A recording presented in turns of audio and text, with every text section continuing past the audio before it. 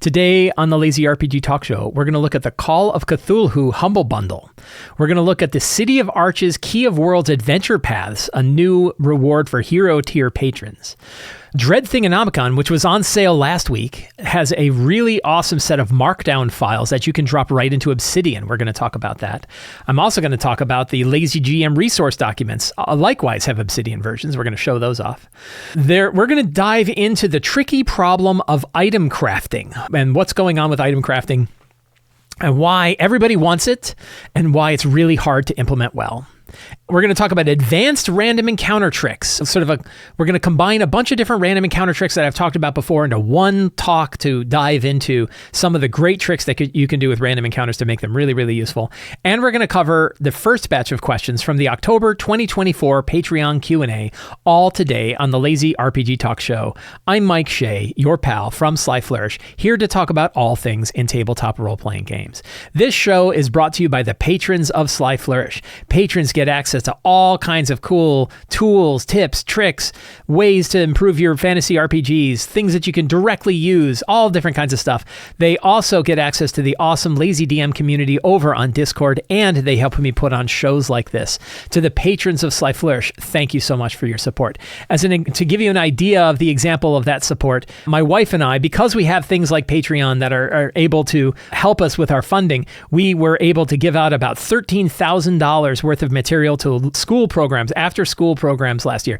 Unfortunately, all of our sponsorships are filled at this point. Hopefully we'll be able to do it again next year, but we definitely like to give back to the community overall, in particular to those who are running programs for kids after school, whether they are at libraries or whether they are other community programs or schools. We like to give back. We were able to give both cash and products to these groups for a total of about $12,000 to $13,000 that we were able to give because of the outstanding support that we get from patrons. So patrons, thank you so much for your support, and we are very happy to be able to take some of that support and give it back to communities that are running role-playing games for kids all over the world.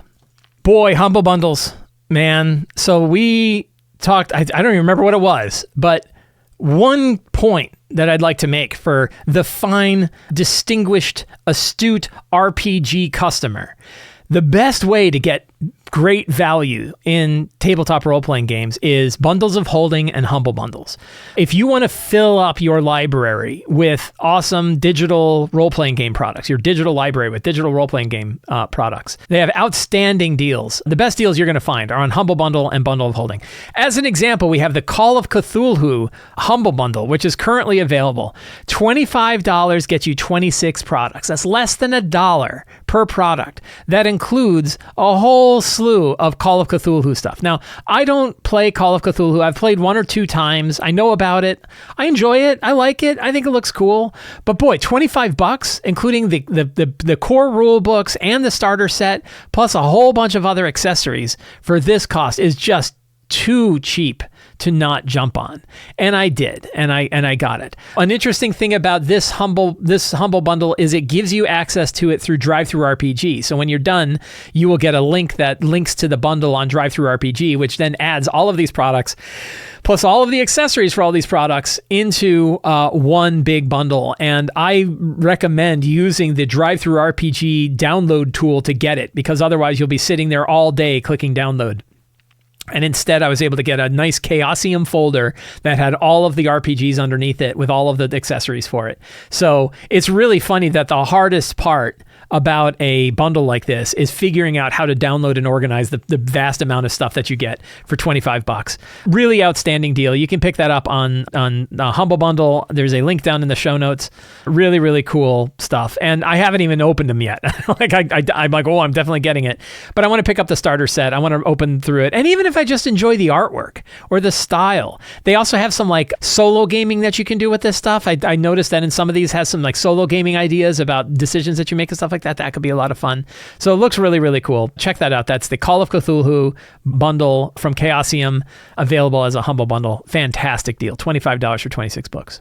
City of Arches is going really, really well. All of the material is now sitting over with Scott Gray, who I've worked with for decades now, or more than a decade now. Awesome, awesome dude. And he is putting it all together into our final draft manuscript. Like we're going to have a manuscript that's going to have all of the art and all the layout and all the text. We're still going to go through another editorial pass on some of it.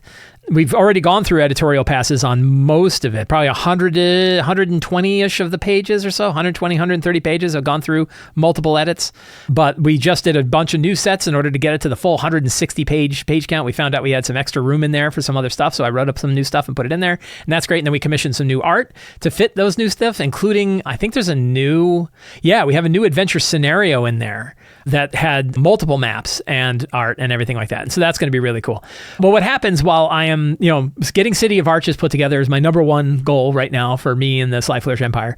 But I have downtime. Sometimes I have time where I'm like, it's out, right? And it's over on Scott's desk, not my desk.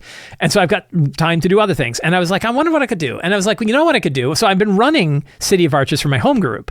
And I've been running the Key of Worlds adventuring arc, the Key of Worlds campaign arc that's inside City of Arches. It's also available in the free sample. And I was like, I've started filling out what these parts of the arc look like. What if I made those not adventures exactly, but adventure scenarios?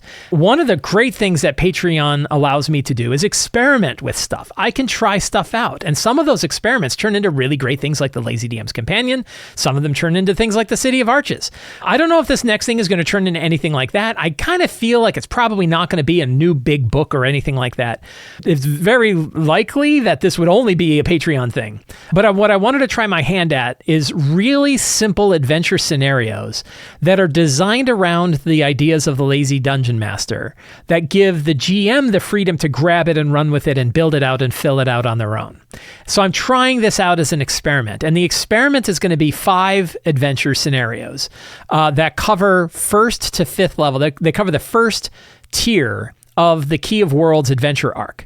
They're not a series of adventures in a linear path. They sort of branch out a bit, and there's going to be one scenario for each part of the branch, so you can pick which ones you want to do. But then at the end of it, that ends the first big arc of the City of Arches Key of Worlds campaign arc. The first one of these is already available to patrons of Sly Flourish, called the Scroll of a Crave. And the Scroll of a Crave is the first part of the Key of Worlds adventure arc, the scenario arc.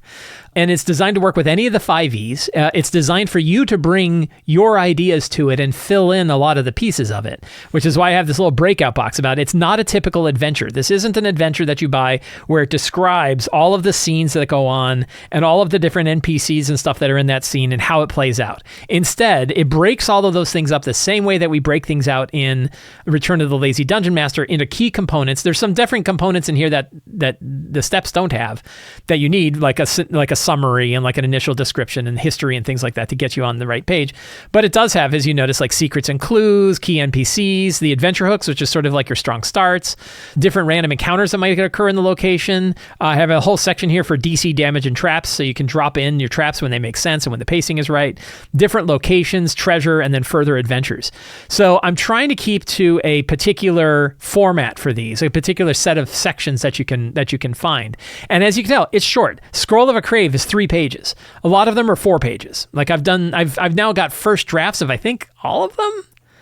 All the first 5, and they're all about, I think one of them might be 5 pages. One of them is a little longer because the location is a little bit bigger. But generally speaking, they're like 3 to 5 pages. And the goal is to make them very easy to run, print off, run, and you bring your ideas to it. So you have secrets that you can drop in different locations, NPCs that you might want to pay attention to, 3 different adventure hooks to get you into the adventure. And the idea here is, if you like just one of them, you should be able to run that standalone. Even though they're kind of intended to be run as a series, they're not, you don't have to run them as a series. And instead there could be, it could be just a simple quest that you pick up that just puts you into the next part of the line. We have encounters that are all tailored around the particular location to describe where and when they might happen. They have a little bit more description than just skeleton or zombie or bandit. Instead, they're reanimated skeletons of the tomb guardians of the place, or gray oozes that seep up through the floor, or a confused specter who flees if attacked. So they're different little bits of encounter to it. Locations. This one's a short one because it's only, I think, seven sections. But you'll notice that the locations don't describe very much. They're very, very fast, loose descriptions that are intended to give you just enough that you can fill it out with some of the secrets and clues or some of the encounters. You get to build this out with the pacing that you have. Treasure, there's like treasure parcel kind of ideas. This is how much monetary treasures you're expected to give out. Here's a couple consumables that you can give out, and you're intended that you can give out multiple consumables, and then one permanent item from the list, right? You have one list, you can pick one of the items from this list, and you have some custom magic items. We have some custom magic items like the +1 glowing elemental longbow called Winds of Chaos. As a bonus action, the creature attuned to the bow can add 2d6 damage of fire, cold, lightning, or force damage. This ability resets at the next dawn. That's a fun one. And then it says like, okay, and where do you go to next? So this is an example of the Scroll of a Crave. Another one is the Dungeon of the Hooded Inquisitor. And again, this is sort of the second in line. The first one, they learn about the whole plot line of the adventure, and then they learn that there's things they have to go find. One of the things they have to find is information, which was kept from a knight. The knight was tortured and killed at this dungeon, an actual dungeon. And maybe there are remnants of his confessions that you can go get to learn the next part of the story. And this one is a 4-pager, describes the whole background of the Dungeon of the Hooded Inquisitor, gives you a summary of what goes on. Again, key NPCs, secrets and clues, how the adventure might start, the encounters that you might find, DCs for traps and different types of traps that they might run into, and locations. And then this one says, like, here's the knight's confession. Like, here's the MacGuffin-y part is the knight's confession.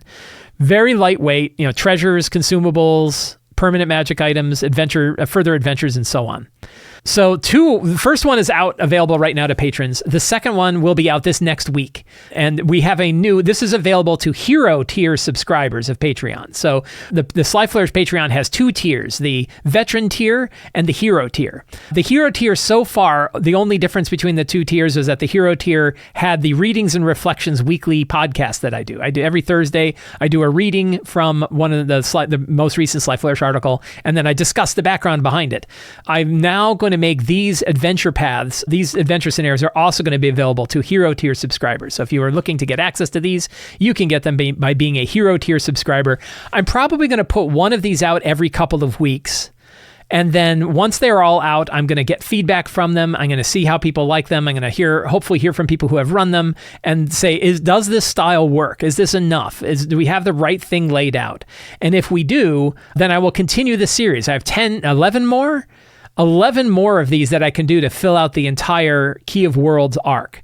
And my hope is that if people like this enough, I will continue forward and do the next set. I guess it's 10, the next set of 10. So about 15 of these. And it'll probably take a year before all of those come out. But you can find them all as a hero tier subscriber to Sly Flourish. Did you know the Dread Thingonomicon, an excellent product by Raging Swan, which happened to be on sale last week digitally for $8. Unfortunately, that sale is now over. But I learned something about it, which I didn't know. Somebody brought this up, which is the Dread Thingonomicon actually includes Markdown files in it. That if you go to DriveThruRPG and you pick up the Dread Thingonomicon, not only do you get the zip file, but you also get a directory full of text files. And those text files are actually Markdown files. And then my next thought was, I bet if you just rename those text files to Markdown files, you could put them in Obsidian.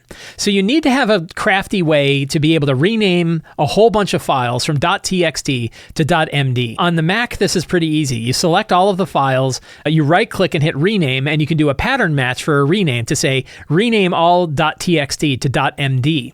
And that will turn them all into Markdown files. Then you can literally drag that folder into your Obsidian directory, your Obsidian vault, and you get them inside your Obsidian vault. This is my Obsidian vault right here. And as you can see, I have both a Dread Thingonomicon and Dread Laironomicon. Though it turns out the Laironomicon likewise has text files in it. And they're all formatted in Markdown. So you have here's the Seedy Tavern or Looting the Dead, the Wizard's Tower, the Smuggler's Den, all available in Markdown, all nicely formatted with headers and lists that you can roll on and all kinds of other stuff. So if you are looking to kind of fill out your Obsidian vault, if you're an Obsidian user, I am now an Obsidian user and I like Obsidian a lot. It is really cool to be able to just drop this directly, rename the files from .txt to .md. I talked to Crichton over at Raging Swan and said, if you rename those to MD, it could be dropped right into Obsidian. I don't know that he uses Obsidian. really, really great stuff, right? And a really fun way. I wish we had more stuff like this. I wish more products had text versions that we could like drop into our own digital notes so that we have like all of the list of occultist layer stuff. It makes it really streamlined and easy for us to use these kinds of resources while we're in the middle of like working on our game prep notes for Obsidian. So really, great stuff. And there's 100 different ones, 73 different ones for the Dread Thingonomicon, and Dread Laironomicon likewise has, I think, 100 different layers. So all different kinds of, liches. Like you go to a lich and you say like outside the lair and what's going on, major features. Fantastic stuff. So just another really cockatrice den, stuff you'll find in a cockatrice den. I wrote a cockatrice den for fantastic layers. Really not every monster is here, but many, many monsters. All the different dragons have one, a Hydra den.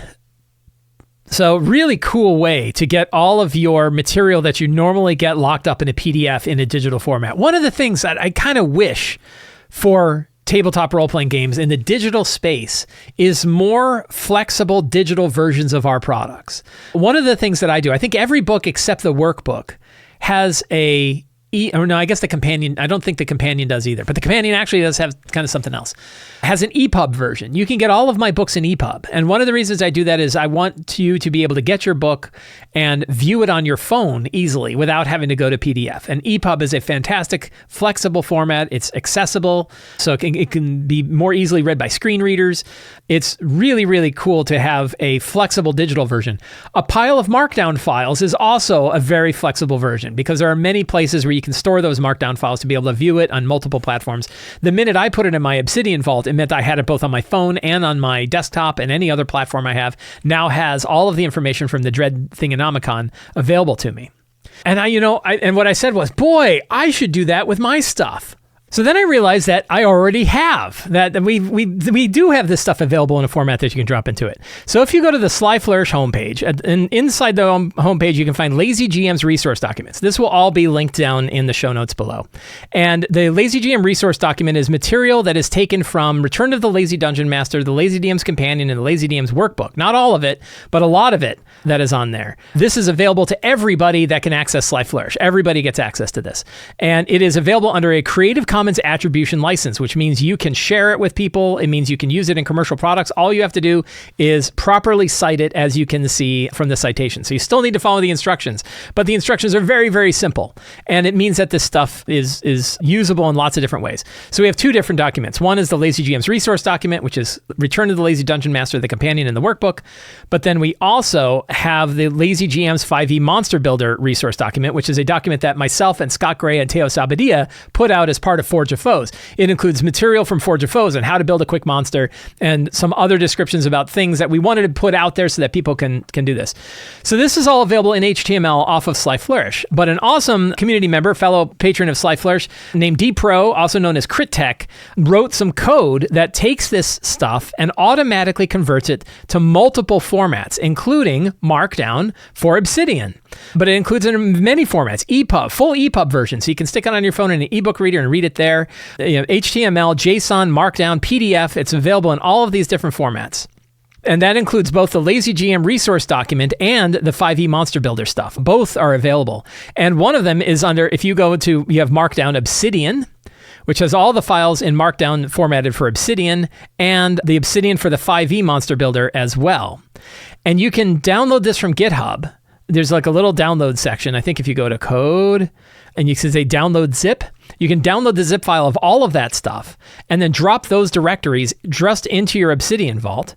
And what you get is the Lazy GM monster documents here, and it has stat blocks that you can drop in Markdown. These are actually stat block formatted into Markdown, so you can drop those into a page. But also descriptions like descriptions of lightning rods, lazy tricks. The lazy tricks is a really handy one to have. Monster rolls. What are the different rolls that we've got? Different bosses and minions.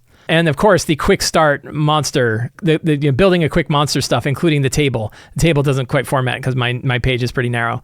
But the whole table, that's available all in Obsidian. So you can drop all of that stuff in Obsidian, which means like right away we have the Dread Thingonomicon, the Dread Laironomicon, the LazyGM monster documents, and the LazyGM resource doc with all of this stuff. Example strong starts, safety tools, all the stuff that you might want to use and format in different ones in Obsidian. We have it all here.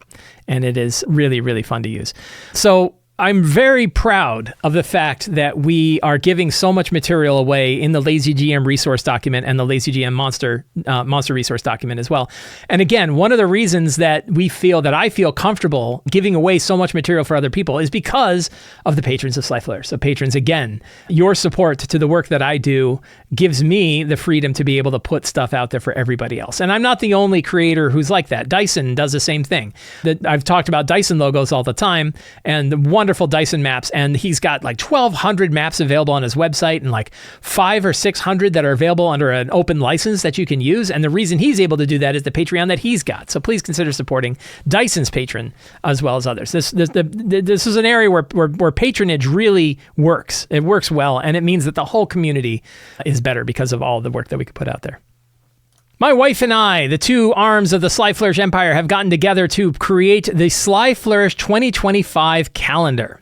We did this last year as well, but we did it late enough in the year that it was kind of hard for people to get it. They couldn't do it for Christmas and Thanksgiving and stuff like that. So we want to do it early. So we have done it in early October, mid-October, I should say. We now have the 2025 Sly Flourish calendar ready to go. It is available both in US and Canada for one style of calendar and internationally in a different style. The international calendar is sort of a big flip over type calendar. The US version is the more traditional horizontal calendar that you flip up and down. And we have artists from several different artists who have done art for various books of ours, various Sly Flourish related books, who all gave their permission for us to include their art in our calendar, along with, and in each month has a nice little lazy DM tip at the top of the calendar. So you can enjoy and kind of pontificate it. Each month you can flip the page and think about the artwork and let it inspire you, and then read the tip and sit and meditate upon it and incorporate it into your prep. So very, very cool product. This is the kind of products that we wanted to add to this store. We also have like cups and t-shirts. I'm wearing a Return to the Lazy Dungeon Master t-shirt right now that I got from the store. Fantastic stuff. So you can find all of that on the Sly Flourish Bookstore. But we wanted to talk particularly about the calendar. Well, I'll mention it again in early November when people are starting to get together. It makes a fantastic gift, fun thing for your GM. Some beautiful, beautiful, beautiful artwork that you can enjoy all year round. So an interesting thing. So last week, we are starting to get more preview stuff of the 2024 Dungeon Master's Guide, the 2024 Dungeons and Dragons D&D Dungeon Master's Guide. And they talked about items and item crafting as being one of the features in the 2024 D&D DMG. And what's interesting is Level Up Advanced 5e and Tales of the Valiant and their Game Master's Guides. For Level Up Advanced 5e, it's known as Trials and Treasure. And for Tales of the Valiant, known as the Game Master's Guide, which actually just came out recently, both of them include crafting rules as well. So there's two new elements that it seems like all of at least those three versions of 5e that are all coming out. I mean, Level Up Advanced 5e has now been out a couple of years, but still, they're kind of the newer iterations of 5e. If we're going to put them into the new generation of 5e, all three of those editions did two interesting things when it came to magic items. One is all of them now include prices on their magic items. Apparently, this was a common enough outcry that the designers of all three versions of 5e said, we're going to add prices. It'll be interesting to see how those prices fluctuate and vary. Somebody's going to have to do a big spreadsheet analysis and look at all the prices side by side and decide how they do it. But all of them include prices, which is interesting. And the second thing is all of them include some way to craft magic items. Tales of the Valiant does in the Game Master's Guide, Level Up Advanced 5e does in Trials and Treasure, and it sounds like and almost certainly the D&D 2024 Dungeon Master's Guide also includes rules for crafting. But crafting is a really interesting thing, and there are certain parts of RPG design that I kind of talk about as being intractable problems. And what I mean by that is there are some times where there's something that people really want, but nobody can exactly agree on how to implement it. And there ends up not being an ideal way because we all have our way that we think works best. And you can tell an intractable problem. You can tell when there's an intractable problem in tabletop role-playing games when you feel like you have the answer and no one else seems to understand it. That means it's kind of an intractable problem. An example that I often bring up is adventure design. We've been designing adventures for D&D for 50 years. There's literally 50 years worth of adventures. And I think that over those 50 years, you start to see trends that aim in one particular direction or another. But if you look today, you will find many different kinds of adventures. Everything from super streamlined, super slim adventures like the Arcane Library's Adventures for 5e, and then super rich, super thick, heavy scene-based adventures that you'll find from other publishers. Some of them are very small. Like if you look at Robert Schwab's adventure, he calls them quests for Shadow the Weird Wizard, 4 or 5 page adventures. And then you look at adventures that Wizards of the Coast publishes, like Curse of Strahd or Tomb of Annihilation, and they're 192 pages. They're huge. We have Crown of the Oathbreaker, which is like 1,000 pages. And then we have the 1-page adventure contest, which has 100 adventures of 1 page. It's all over the map, right? You would think we would have come together and said, this is the ideal adventure format that works best. And it turns out there isn't an ideal adventure format. I also argue, I'm not sure that there's an ideal way to do item crafting. It's not like people didn't know how to do item crafting. It's that it's a really kind of tricky problem to handle item crafting. And before I'm not probably going to dive into the specific instances of how these books do item crafting. Instead, I want to talk about some of the tricks that occur. And looking at the Tales of the Valiant Game Master's Guide and in looking at the Level Up Advanced 5e Trials and Treasure Guide, and I don't expect it's going to be solved in the D&D 2024 Dungeon Master's Guide, they don't tend to kind of talk about some of these problems that occur with item crafting. And there's kind of a bunch of issues.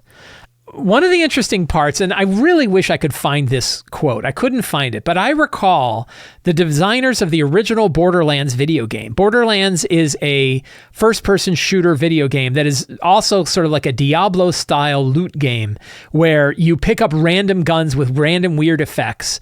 And then as you're progressing through the game, you would slowly find newer gear with newer random effects that were better scaled for whatever level you were that would replace your old stuff. So you're constantly switching weapons in and out of your character when you had it. And there were different rarities, there were different power levels, and there were different effects that these guns would have.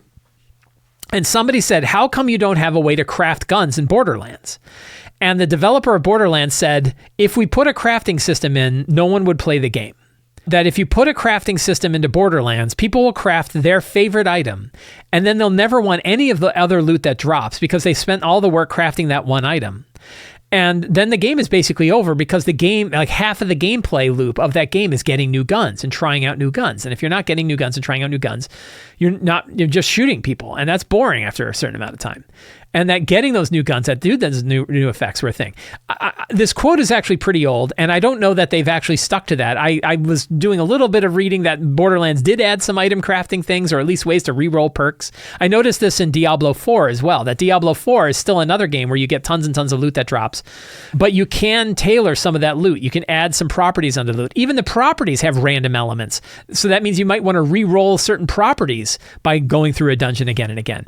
So when you come up with a system where you can aim towards an optimal thing, you don't actually want the players to reach that optimal level because then the rest of it becomes boring.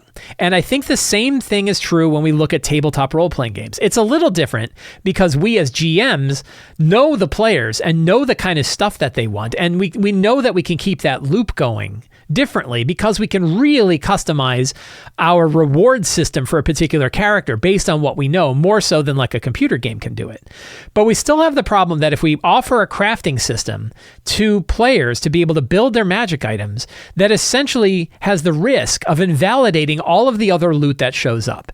An example was if you talk to a player and they say, hey, I really want to make a great cool sword. I want to make a cool +2 sword, and I'd like it to cast fireball or whatever, right? I want it to be a flame tongue. I'm going to do that. They want to make a flame tongue longsword, right? I really want a flame tongue longsword. Then you say, okay, here's the process by which you have to reach like level 7 before you can do it or whatever. There's usually a level limit on when you can even attempt to out that. That way you have some limit on saying you're not going to get an overpowered item too early. So I think most of the systems have a level limit on when you can start to make an item of a particular quality. But once you hit that, then there's this process to make the item. But let's say they go through that process and now they've made their flame tongue longsword. They've gone through a lot of effort to create that longsword. Guess what they're never going to want to do? Replace that longsword. So if you say, I have a new +3 longsword that does this other thing, one of two things is going to happen. One, they're going to throw away the +3 because they already have their flame tongue longsword and they like it better because it does an extra 2d6 damage, which is an extra 7 points, which is better than the 3 plus that you get on that. Or they feel bad. They switch to the other weapon.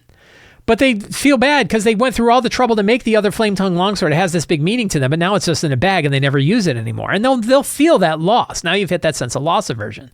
So there's that tricky bit of like, when do you do it? And what happens when they get that item? So a lot of times what people will do is they'll say like, I'll just make it harder for you to get that item. So one way that you do it is you say like, sure, here's how you can craft the item, but you need to have the heart of an Ifrit Lord. Right? And the heart of the Ifrit Lord is required in order for you to forge your flame tongue longsword. Well, guess what? By the time they get to the point where they killed the Ifrit Lord to get the heart of the Ifrit Lord, they could have just been rewarded a flame tongue longsword instead of going through this whole painful quest in order to forge one. You've essentially made the heart of the Ifrit Lord as difficult to acquire as the longsword itself. So then what was the point of even having crafting? Why not just make it loot that they acquire? Why go through that whole process? So if you make it, you kind of need to make it as difficult to make an item as it is to find an item, or one of those two is invalidated. And another example is like making healing potions. The D&D 2024 Player's Handbook actually has a way for you to craft healing potions. And it takes time and money. It doesn't take as much money as it does to buy it, but they offset by the amount of time that it takes. But if you make it too easy to make healing potions, they'll just have 1,000 healing potions. And now you don't need a cleric anymore because everybody's drinking healing. Everyone's got like 20 of them. And anytime they take any damage, they're just downing healing potions, right?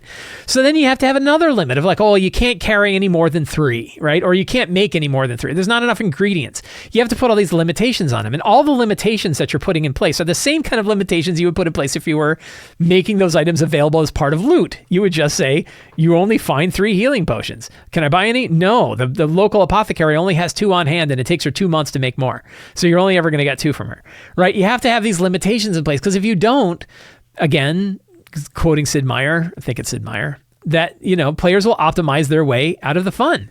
That they will get to the point where like, wow, damage doesn't matter anymore because I'll just down healing potions as a bonus action every time that I do it. So that's really tricky. Another part about crafting that's really a difficult thing is lots of time it takes many, many weeks to make an item. So let's say if you follow the rules that these books have written, and again, I haven't seen the D&D 2024 rules yet, but I've seen Tales of the Valiant and I've seen Level Up Advanced 5e's rules. And a lot of times they have an amount of time that it takes to make those items. And that question is, there's only 2 ways to handle that kind of time. And one is make it painful, or 2 is you abstract it. But what the hell else is what's everyone else doing while you're spending 24 weeks trying to forge your flame tongue longsword? Like, how do you manage that down? Oh, well, guess what, everybody? Jack's character is going to be forging a flame tongue longsword, but it's going to take 24 weeks. What are your options for that? Are your options, well, I guess Jack's character is going to retire? And I remember I was talking to some friends of mine about this, and they said, yeah, in the old days, they just retired that character. Like, they were going to make a thing, and they just made a new character up, and that character went away. And while they had another character that went in there. And you're like, that seems weird. Like, we're going to retire a character so they can spend 24 weeks to make a flame tongue longsword. And then meanwhile, everyone else is getting tons of loot, because think about how many dungeons you can go after in 24 weeks and all the loot that you're going to get from all of those dungeons. So it's another one where, but you got to have something there, because if you say like, oh, we're just going to time skip the 24 weeks, or guess what? You have 24 mages working on it for 1 week, and by the time you come back from your next adventure, they'll have a flame tongue longsword for you, which isn't a terrible option, right? You just commission it from someone else. You go to the mages of Cartan and say, hey, I'd like to forge a flame tongue longsword. And they say, great, bring me the heart of an Afridi Lord and also 24,000 gold and give us a week.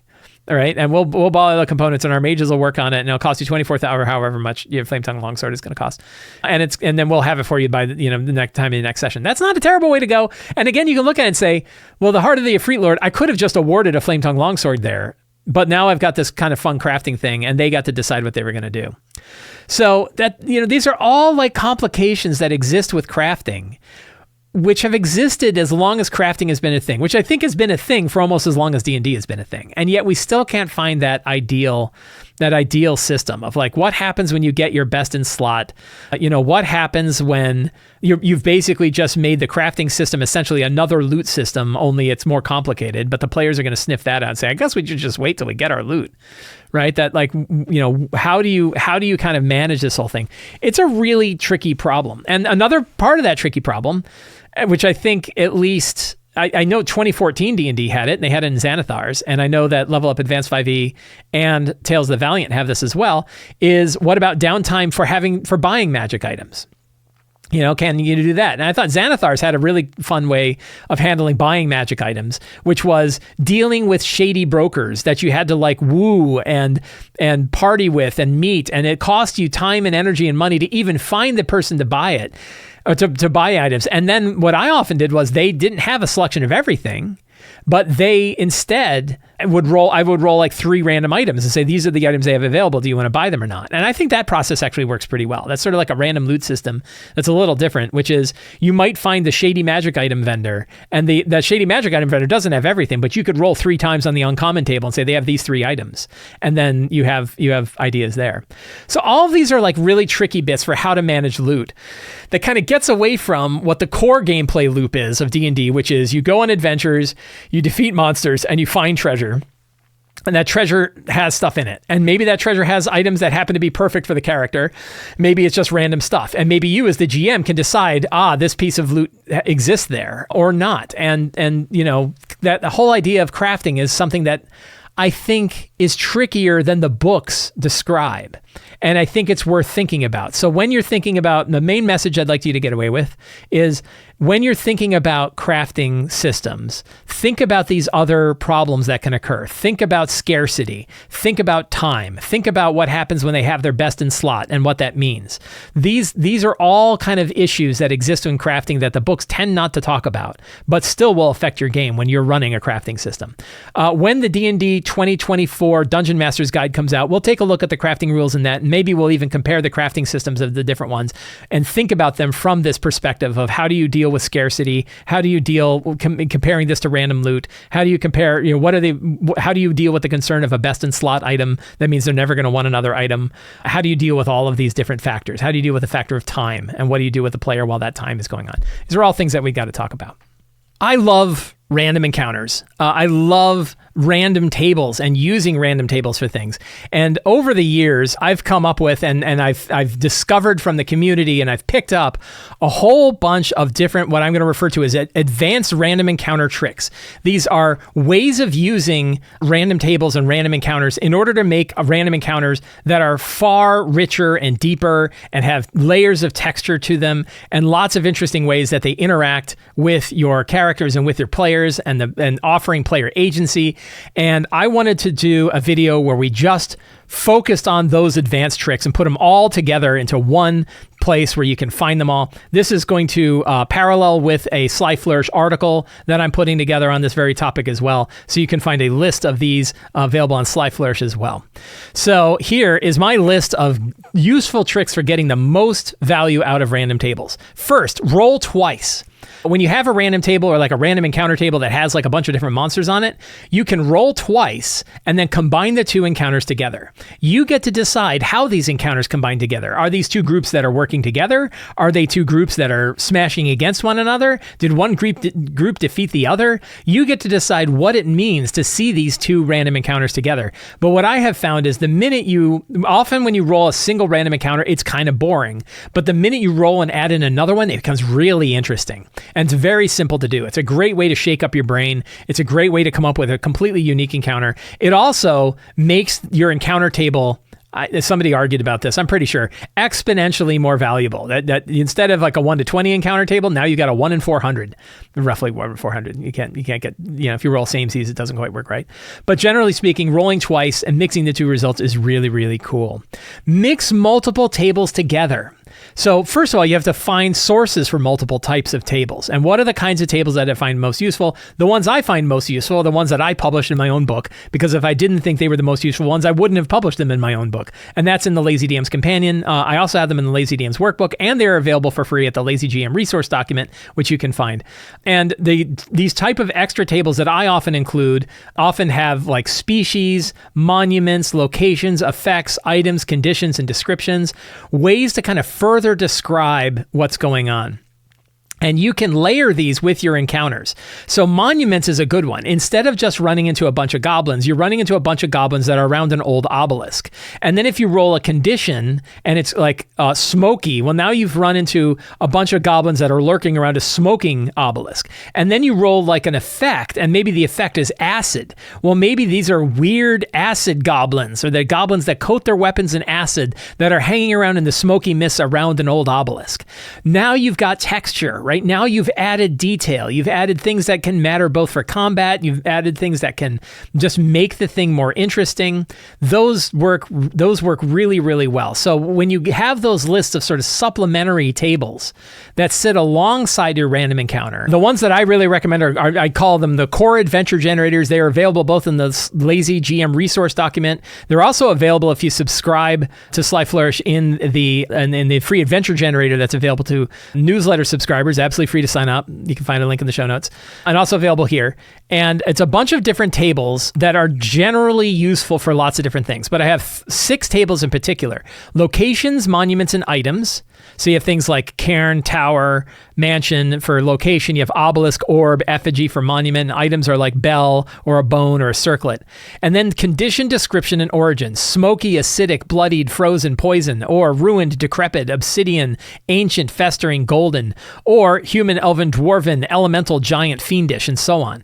And when you throw these layers onto it, your whole scenario kind of changes. This whole random encounter kind of changes by mixing in these different things. So that is a big tip that I have as well. Along with these multiple tables, I recommend creating and using a faction table. So a faction table is custom to you and your campaign. That even if you're running a published campaign, even if you're running something that someone else has put together, you can still know who are the major factions, who are the major gods, who are the major players that exist in your slice, your creation, your instance of this campaign, and build a list from that. And ideally, you want to have about 20 of these factions. Like they could be criminal groups, they could be major political players, they could be historic people from history, they could be gods. Like gods are a really easy one. And fill out a list of 20, put a bunch of those things in there. And then along with your multiple tables, roll on that list. And now when you mix that with a random encounter, now there's another layer that connects those goblins to a god, or it connects these bandits are connected to a criminal group or whatever. You can sort of tailor make your encounter based on the factions that exist for your campaign specifically. That's not a list that I can give you, although I've created faction lists like this for things like Eberron and City of Arches and Midgard, but it really works best when you create your own faction list, ideally around 20 of these, and you can keep it for your whole campaign. You can change things in and out, and you can roll on that faction list when you're mixing your tables. Roll to see what came before. So a lot of systems have you roll to determine whether or not you're going to run into a random encounter, and sometimes you roll and nothing happens. And that means nothing happens at all. Like that means that you just go right to the next point. That doesn't have to be the case. Instead, you can roll a random encounter that occurred here previously. And again, you can mix this with the other tips that we have. So you can actually pick a monument that happened where all this stuff happened. You can add your conditions and descriptions and effects and stuff like that. And you can roll twice and say, an ogre ran into a bunch of bandits. The bandits are all dead. Parts of the bandits are missing because the ogre took it back to its lair to eat them. And there's stuff strewn about. And you can lay that situation out there without describing that an ogre did it. And now the players have an investigation they can do. Oh, what the hell happened here? There's a bunch of dead, crushed bandits, and parts of their bodies are missing. And there's these huge tracks, and the tracks are going off to the east, but we're heading north-south. I wonder what happened here. They're not in any danger because the ogre's already gone. The bandits are already dead. All this stuff already takes place. And now the players have agency to decide, do we want to go after that ogre? We know where it is. We know where it went. Or are we just going to keep going? We don't have to deal with it at all. Bandits are a bunch of dicks anyway. We don't need to worry about avenging the bandits, right? But maybe like, oh, but these bandits were tied to this particular faction. I'll bet you if we can avenge these bandits, maybe we can get in good with that faction.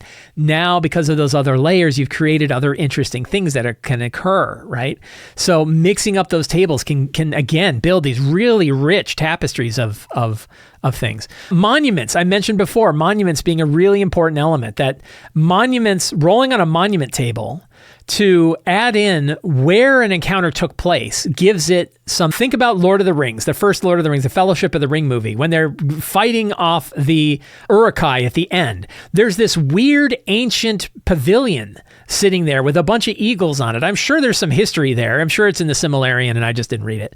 But there's this place there. There's this ancient stuff there. There's meaning. He's fighting them off of these stairs on this place, right? They can't get to him. He's managed to use the terrain around him to create a choke point when he's facing these guys.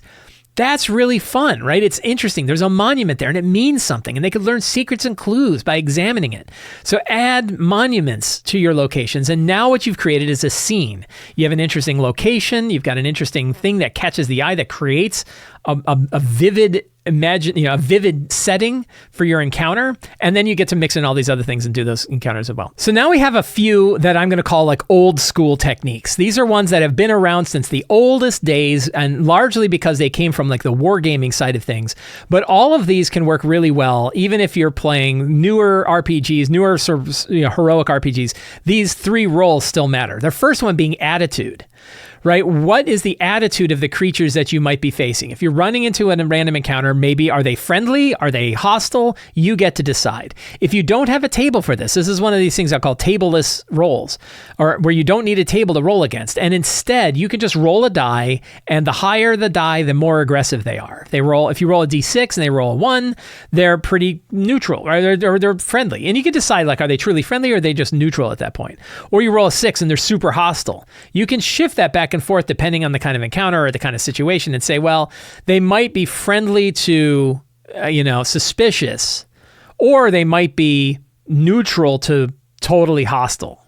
Right? You can decide what you want that range to be. But an easy way is you just roll a die, and the lower the die, the more friendly they are, and the higher the die, the more hostile they are. But you can add that on top of all of these other ones that you have. Distance, how far away do you notice them? Some of this might be based on the characters and how well they do on a particular roll, if they're scouting ahead and something like that. But you can also just roll a die, and the higher the die, the further away they are. On a 1, you don't notice them until you're almost on top of them. On a 6, they're pretty far away, and you can see them far away. And that changes the agency of the players being able to engage with it or not, right? They get to decide what do they want to do if they see something from far away. Again, add this into all your other tables. Oh, we noticed that there's a bunch of goblins fighting some bandits. Do we just want to watch it play out? Do we want to see who wins? Do we want to help one side over the other? Can we learn anything about either group to decide whether we should do that? Now you've got options. You've got things that they can do. Activity. What kind of activities are they engaged in when you run into them?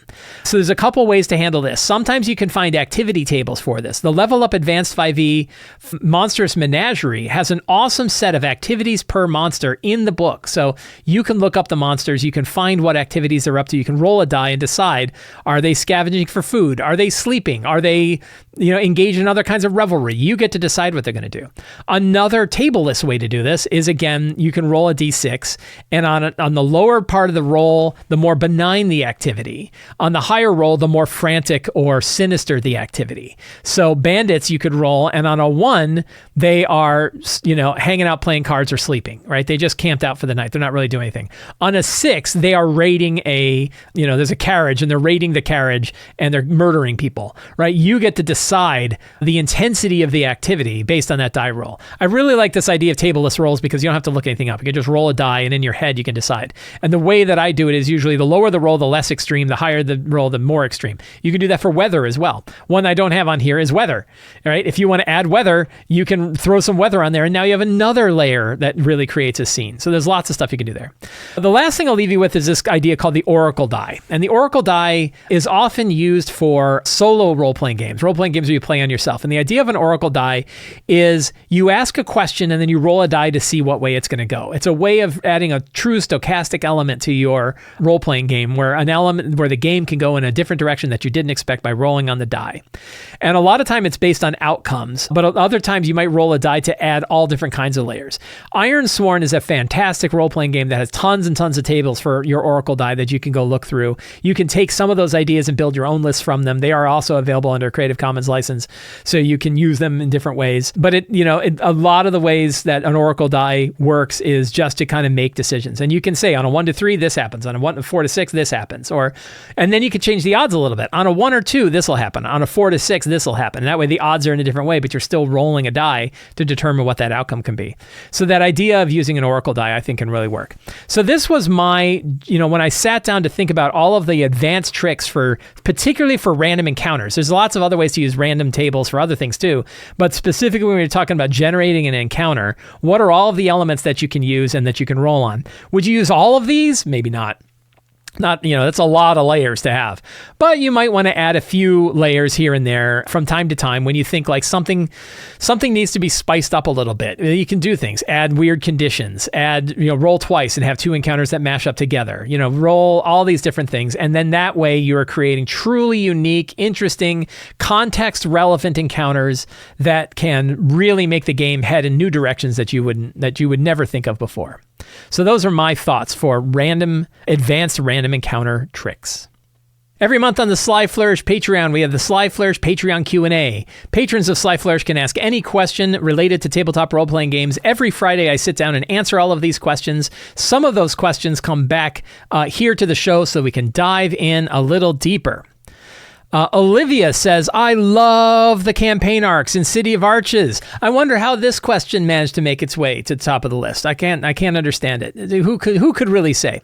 I love the campaign arcs in City of Arches. The level-by-level questing scratches an itch in my planning brain. My question is, there's also so many amazing story hooks in the City of Arches preview that I'd also love to incorporate into my sessions. How do you balance the campaign arc outline with side hooks and story quests without bogging down the pacing or getting off track on leveling? Really good question. So one of the ways that I do it, and there's a particular quest model that I really like, and you can find this in the City of Arches. I originally saw it in Dragon of Icespire Peak, which I think has a really good quest model that I like a lot. And I call it the 2 of 3 quest model. And the idea is that the characters are given 3 options for 3 quests that they're going to take. They pick one of those and complete it. And when they come back, the remaining 2 options are still there. They pick one of those options. And at that point, the third option goes away and 3 new options show up. So that means every time they go back to wherever it is that they are getting quests, and this might not even be the same place. It could be that these are quests they picked up in different spots, that they generally are 2 to 3 choices at any junction where they're ready to pick a new quest. And you're getting rid of quests that they're clearly not interested in. So they don't have to hang on to this giant log of quests. Those old quests are going away. So that's one way that you can kind of handle it. And you can handle the sort of side hooks and story quests that aren't part of the campaign arc in a few ways. One way that I'm probably going to do, I got this idea from your question when I answered it over on Patreon, was that you can sort of turn off the quests for the main arc for some time. I'm playing Cyberpunk 2077 right now, the RPG cyberpunk role-playing game, Cyberpunk 2077. And they do this, where you'll reach a certain point in the story and it'll say, okay, it's going to take me time to go figure out the next part, go do other stuff. And then you have new quests that show up that they can do for side quests and other things. And then their main quest NPCs, after a time, comes back and say, "Hey, I figured it out. I now know where the Blackfire Brazier is. We've followed the map. We've done it, and now I know the path that you can take to hit the next Blackfire Brazier." And that way, they can get some other stuff done. I'm going to do this in my own. My characters are getting ready to light the first of the 3 Blackfire braziers. Once they do and they go back, they're going to say, well, what do we do next? And I'm going to have the quest NPC saying, well, we know that there are 2 of them. We're going to do some investigations of this, and I'm going to talk to the mages of Cartan and dig into the libraries, and we'll learn more information about where the other 2 actually are. In the meantime, here are 3 people that could use your help or whatever, and then they can kind of do other things, do other quests for a little bit. But then your other question is about leveling. What do you do about leveling? Well, one way is slow it down. And you could say, like, so the City of Arches quest arcs, the campaign arcs in City of Arches all generally assume you get 1 level after each part of the arc. But you could certainly slow that down. And you could certainly increase that to, it requires 2 adventures in order to level. And that way you have room for 2 adventures and one main adventure and 1 subquest. The other one is you could still say there's still value in doing these other adventures, but you make it clear the characters are going to level up when they do these big ones. And then you just say, like, hey, you're just not going to level, and hopefully the players aren't so fixated on leveling that they're still willing to do quests, even though they're not necessarily getting quote unquote experience for those things. But another way is you could just slow down leveling. If you're doing the pacing of leveling yourself, you could decide, hey, they're going to get a quest, they're going to get a level after each quest.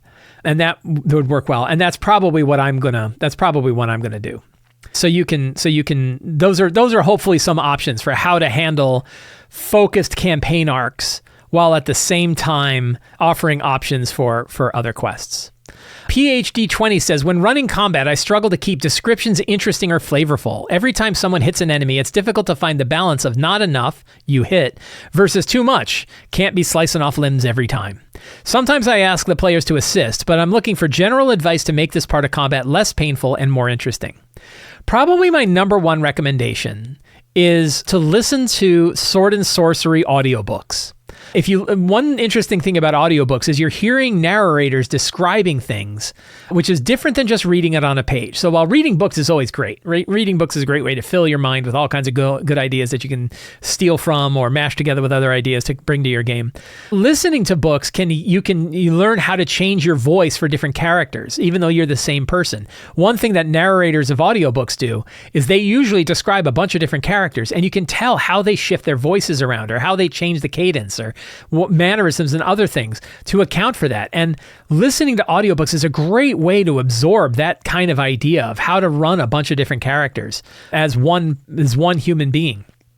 But also, if you listen to like sword and sorcery books, some that I would recommend, the Lies of Locke Lamora series is fantastic. It's really, really good. Another one that I loved is the Kings of the Wild / Bloody Rose is another series that I really liked. Those are really fantastic. If you really want to get into it, the R.A. Salvador Drizzt books of all of them at some point are so detailed in their combat descriptions that it reads like a fencing instruction manual. But you still get to hear some of the different ideas about what they're doing and how they're doing it and stuff like that.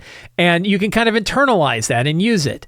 I think you're right on, though, to talk to your players and ask them, like, what does that look like? Like when they're slashing with a longsword, what does it look like? Oh, I cut from, hip to, But riff on it. And you don't have to make a great big thing. You can do more than you hit and not make it a great big description, just adding things like your blade scrapes across their shield, or you manage to pierce through one of the joints of their armor and blood begins to trickle out. Just practice on your own. You're in your car, you're on your way on your commute. Think through a battle and describe it. Talk about what it's like. Add these little descriptions. Maybe make a list. Go ahead and make a list of 20. Not that you're going to use it the game, but just to get your mind used to it. I love the idea of just coming up with 20 of these things. What are 25-word descriptions that you can use to do it? Now, you might be thinking, I should go to ChatGPT and ask it to do it. Don't do that. Do it on your own. Come up with your own. Because your own ones you're going to be able to internalize. Your brain's going to wire itself. Neurons are going to connect in your own brain that are going to help you improvise these kinds of descriptions as you go. I don't think it's terribly hard to do. I think it's the kind of thing that takes practice. We're going to make fools out of ourselves, and that's totally cool because we're there with our friends. Our friends love us. I always go back to don't beat yourself up on this kind of stuff, right? We're a normal human being sitting at a game. Do that. But I think you can do more than you hit. I've definitely seen DMs who they roll, they say 24 and you say hit and they go 10 damage and they go to the next person. You definitely can do more than that. Do better than that. Add some element to it. You stab them with your sword next. Work on it. Ryan says, what would be on your wish list for a more heroic 5e variant that is streamlined and simple like Shadowdark? Things I'm working with, by the way, I abbreviated, this is a long one, so I abbreviated. Ryan, I'm sorry for abbreviating your post. Things I'm working on, but not married to, include core 6 stats as modifiers only. I'm on board with that. 1 action per turn. I'm on board with that. Advantage over math bonuses where possible. I'm on board with that. Equipment as an abstraction. That sounds awesome. Static damage on both sides. Maybe. Only the d20 gets rolled. Spell effects with a more narrative abstract to encourage improvisation outside combat. I'm going to offer you, and I think I did when I answered this question, but for other people who are thinking about this too, 2 games that I would take a hard look at because I think that they do a really good job of streamlining heroic fantasy in different ways are 13th Age by Rob Hainslow and Jonathan Tweet. They have a new version of it coming out called 13th Age version 2 or something like that. And Shadow of the Demon Lord and Shadow of the Weird Wizard. 13th Age captured heroic fantasy in a streamlined and easy to run system more so than anything else I'd ever seen. It has kind of the best parts of 3rd and 4th edition wired into it in a very story-focused heroic game. And it captures a lot of this stuff. It doesn't have the 6 stats of modifiers. I think you're absolutely right on there. But it does have the sort of 1 action per turn. It's not super clunky in how all the combat works. It's probably a little, it's certainly crunchier than I think a truly streamlined Shadowdark-style game would be. But I think you can see a lot of the ideas. Monster design is super simple in 13th Age. There's a lot of different elements that you can take from 13th Age and run. A third game I'll offer as well after Shadow of the Weird Wizard is Numenera and the Cipher system, which I think has the simplicity of how to handle challenges, and that is really, really good. And I think like if you can figure out a way to add that kind of simplicity of the challenge into the game, that can work really well. Particularly if you're not rolling damage. You look at how they do damage in Numenera, because that means you can have a much more streamlined hit point meter than the big ass meter that exists in 5e. The third game I'll recommend is Shadow of the Demon Lord and Shadow of the Weird Wizard. And the reason why is that game managed to basically split out subclasses into a way that every subclass can be used by any character or any class. So Shadow of the Weird Wizard and Shadow of the Demon Lord has this idea of called novice, expert, and master paths. And at certain, when you first start out, you pick a novice path, which is essentially like a fighter, a mage, a thief, or a cleric, kind of. And then when you hit like 3rd level, now you add a expert path. And there's a whole list of expert paths, like 20 some expert paths that feel like subclasses from 5e. Only any of those 4 paths, those 4 novice paths, can pick any of the subclasses. So now you've multiplied out the types of combinations of characters that you can have, like 4 by 20. You got 80 different combinations just there. But then you get to master paths, which occur, I think, at 7th level, and there's like 100 of those. So now you've multiplied it again. And what it means is that what Robert Schwab has done as a designer is he's basically said, I can create this small bit of text that modifies a character slightly by using one of these expert or master paths, but I've made that useful for any of the other types of characters, which means that every one that he adds multiplies out all of them and makes the book one volume. I actually found out that my physical version of Shadow of the Weird Wizard is shipping, which is going to be awesome. And it means in a small volume, he's able to create a really huge amount of possible characters to build. And I think that is a really outstanding style that I would, if I were building a heroic fantasy game, that's what I would do. Is if I was going to add like 5e style subclasses, I would make sure that those subclasses are usable by maybe any of the classes, but certainly you could have a martial one that any of the martial classes could choose. So you may not make it so that like the Blade Singer subclass. If you have the Blade Singer subclass, you say like, well, can the Blade Singer be for any spellcaster type? Right? Or can it be for any, and of course you have to balance it so that you don't create crazy broken combinations. But I think like Robert Schwab has managed to do it. So if you're making a game from scratch, you can look at each subclass option, whatever they happen to be, and decide, how do I make this subclass viable for all of possible classes? That really expands things out tremendously. So that is something that I would definitely look at if I were making a game, which I am not. But if I were, that would be something that I would do. Friends, I hope you enjoyed today's Lazy RPG Talk Show. I always love doing it. If you enjoyed this show and you want more stuff like this, the best thing you can do is subscribe to the Sly Flourish newsletter. You can find a link down in the show notes. You get a free adventure generator for signing up, and you get a weekly RPG-related email that has links to all of the other things that I do all over the web. You can also become a patron of Sly Flourish. Patrons get exclusive access to all different kinds of tools, tips, tricks, adventures, sourcebooks, and everything else. Hero tier subscribers now get access to these new City of Arches, Key of Worlds adventure paths, and the Readings and Reflections podcast. Patrons get tons of stuff. I love giving stuff out to patrons. It's really, really useful. And to the patrons, thank you so much. And of course, you can pick up any of my books, Return of the Lazy Dungeon Master, Lazy DM's Companion, Forge of Foes, new calendars that are all available in the Sly Flourish Bookstore. Links to all of that are in the show notes below. Thank you so much. Have a great day, and get out there and play an RPG.